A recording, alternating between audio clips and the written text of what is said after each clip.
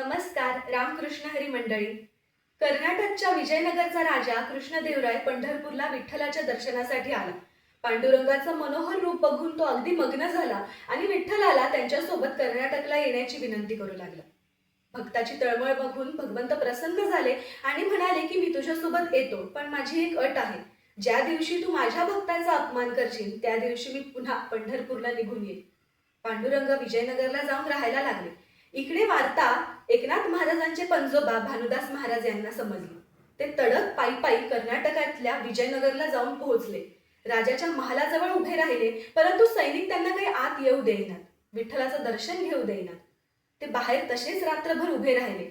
इकडे पांडुरंगाला तळमळ लागली की माझा भक्त आलाय, रात्रभर उपाशी आहे आणि माझी भेट त्याला झाली नाही. पांडुरंग स्वतः बाहेर आले, भानुदास महाराजांना दर्शन दिले व स्वतःच्या गळ्यातली माळ सुद्धा त्यांनी भानुदास महाराजांना दिली.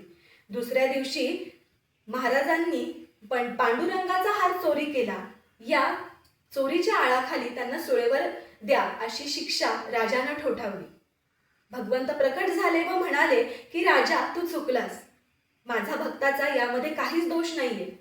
तू माझ्या भक्ताचा अपमान केला, आता मी इथे राहणार नाही. आणि भानुदास महाराजांसोबत स्वतः पांडुरंग पुन्हा आनंदाने पंढरपुरामध्ये येऊन राहिले. तुम्हाला ही माहिती आवडली का? आवडली असल्यास नक्की शेअर करा आणि माझ्या चॅनलला सबस्क्राईब करा. रामकृष्ण हरी.